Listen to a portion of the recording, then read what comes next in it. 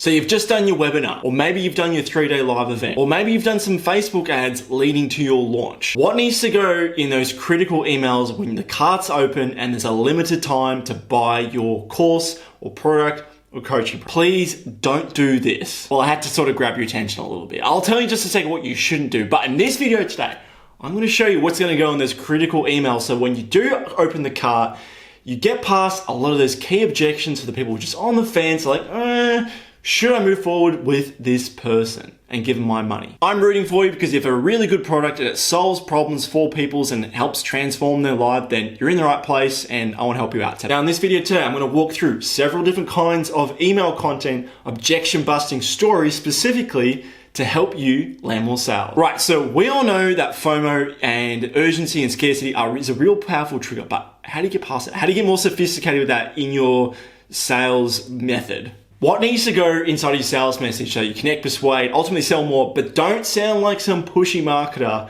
who is just like slimy, icky. Like, we don't want that vibe. We just want to be like a trusted advisor who knows what the hell they're talking about and people feel like, I trust this person. So there's about 4 themes you should be looking for in these emails. Now, you're probably wondering, who is this dude? Why should I listen to it? Well, hello, my name is Jules Dan and I'm a freelance copywriter and email list manager, or I like to call myself a list master. So I basically help my clients maximize the profit potential of every lead. And I also like to help you with the power of the pen.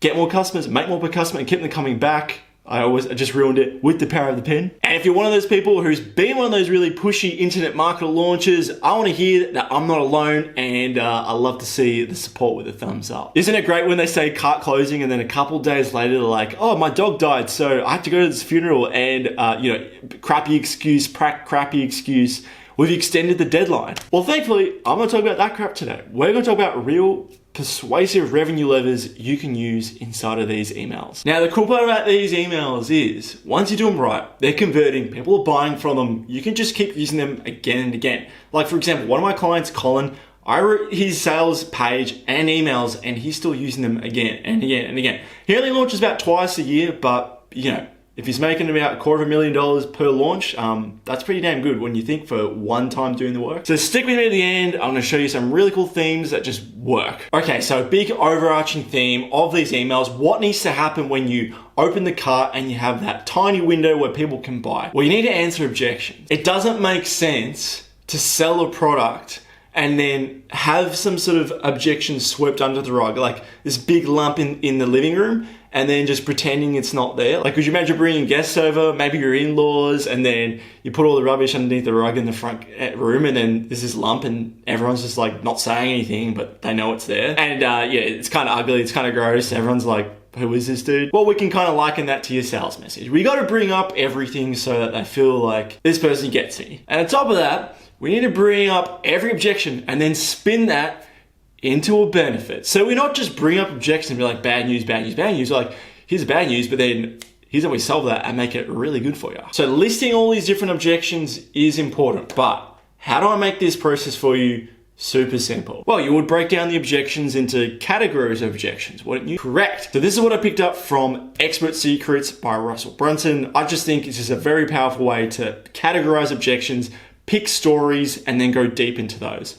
So generally speaking, we have 3 core objections. First, does your thing actually work? So maybe you're presenting something completely new, or you just haven't been around for a while and you just need to reinforce your wizardry when people are buying your product. Basically, you need to show your thing actually gets results. So the easiest way to get around this is just to show that your thing actually gets results. But the issue is that when we're selling a product, you gotta think about it this way. There's 2 sales to make. The first is, does your thing actually work? Okay, we've established that. We've got some results, we've got case studies, we've got stats, like, yeah, it works. The second sale you're gonna make is, do people actually believe that they themselves can do it? And this is where our other 2 categories of objections fall into. Because they've tried out other coaching programs.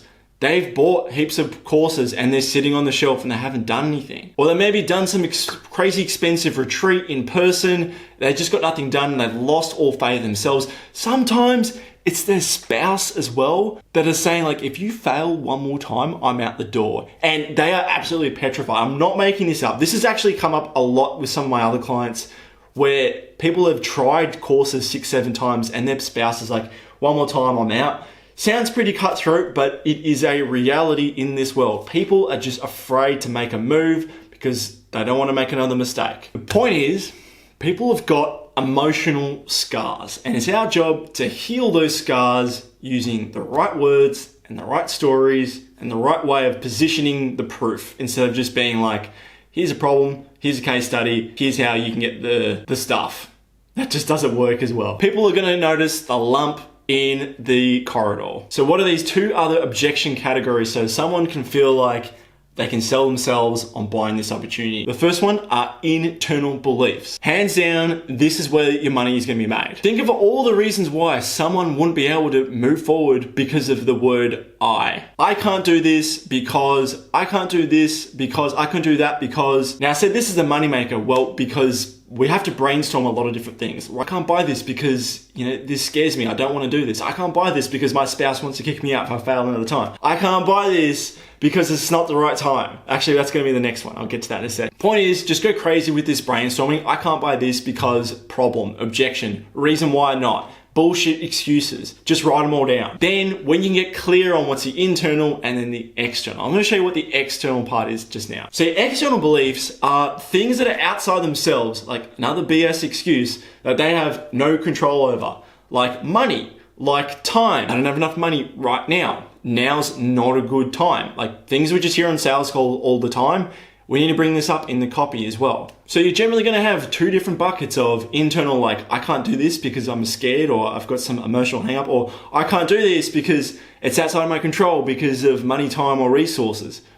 Now, this is the part where you got to go digging. How do you actually take these objections, these internal objections, and turn them into money-making emails? Well, you got to go talk to your customers. I'm sorry. I know you didn't want to hear that, but that's why you hire someone like me to go do this for you. Someone to get on the phone who asks a bunch of questions. Hey, before you want to invest with Mark over here, do you have any hesitations before moving forward with him, and what were they? Oh, so it's so good to see that you get this amazing result. But when you were going through that journey towards it, were the times you wanted to quit? Why? As you can see, like when I'm on these calls with customers or clients, I'm not trying to pick out the highlight reel. I'm trying to pick out all the reasons why they're scared, they're afraid, why they wouldn't want to do this, so that when I go tell the story back to everyone else on the list, it's super relatable. It's not just like some resentful Instagram post where someone's just telling all their wins and stuff. Like people don't relate with that. People relate with the struggle, with the pain. Wouldn't you agree? Now, of course, you can go to Reddit. Of course, you can go to Facebook groups, but nothing is better than using a real story with one of your clients, segueing into maybe like a GIF or an image of them being on an interview with you so it looks legit. And then saying like, if you're like X, if you're like Y, who's gone through blank, blank, blank, pain point, I think this would be a really good fit for you. Go check out the product. Rather than what you shouldn't do in the emails, and this is what I hinted at the very beginning, such a little sneaky bugger I know, is to say, here's what you're gonna get. And it's basically like a sales page inside of the emails. That's what the emails are for. The email is designed so you click and then go check out the sales page, not put the sales page in there because it's just the wrong media for it. Emotional stories of, does your thing actually work? The internal beliefs and the hang-ups and the external beliefs, like the stuff they can't control, that is what drives sales the most inside of your emails. I mentioned there's 4 themes. There's a couple more things you might want to include. I mentioned there's 4 themes, but there's just a couple of key principles you should really think about. So when you're telling these stories, here's a good principle you should follow by. It's taking people from pain to pleasure. Now, pain to pleasure doesn't always have to be sob stories, okay? And it doesn't always have to be the same angle of what's wrong. Like for example, with one of my clients' launches, the pain was getting on discovery calls and getting ghosted. And the pleasure was closing people at 85%.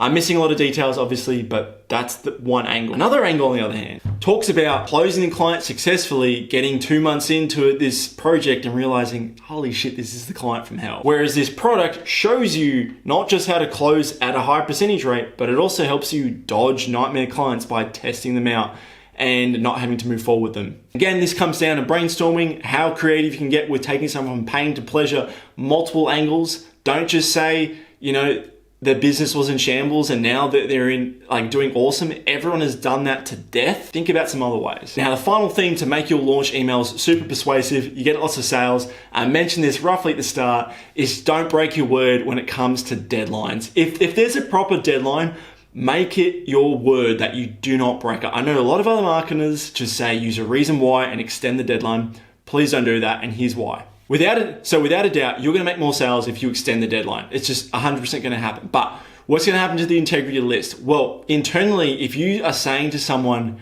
oh, we've changed our mind, it's actually on this date, your word isn't gonna be as strong the next time. If you do it again, it's like it keeps weakening and weakening and weakening. If you're hard and fast, if you say it ends December 30, like for example, Stu McLaren, I remember seeing one of these emails for his launches. He sent this email being like, don't be like this person. And what he did was, he had this screenshot from someone on Instagram messaging me like, hey, look, I'm late, but excuse, reason why. And he was just like, it doesn't matter what excuse, doesn't matter what reason why, you're not allowed in unless you buy before December 30. Now that sort of conviction, that sort of assertiveness, and no wriggle room, no weaselness, that means that every single time people will take your deadline seriously, so you don't even need to extend the deadline, okay? That's the cool part about it. And of course, you gotta make a believable reason why in these emails, okay? It's not just limited time, it's not just deadline's closing because of whatever reason, like give them a good reason. So I'm gonna use Trusty Colin for an example again. Dude with 240K in a single launch, how did we sell $114,000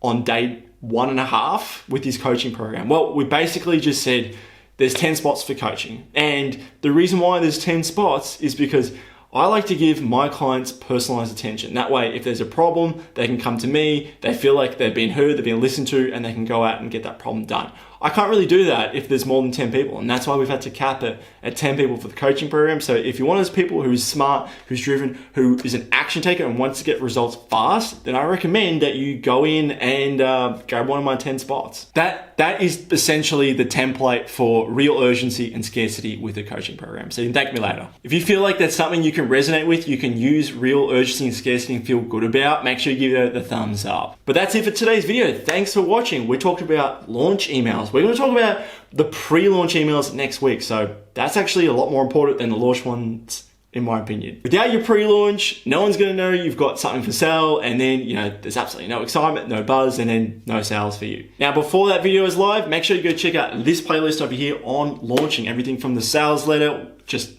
everything from the sales letter was a direct lead and indirect lead. People don't really know much about your product. Obviously, today's video, I'd go recommend you go start here, all the way, binge it through. My name is Jules Dan, and I'll see you for next week's video for pre-launch.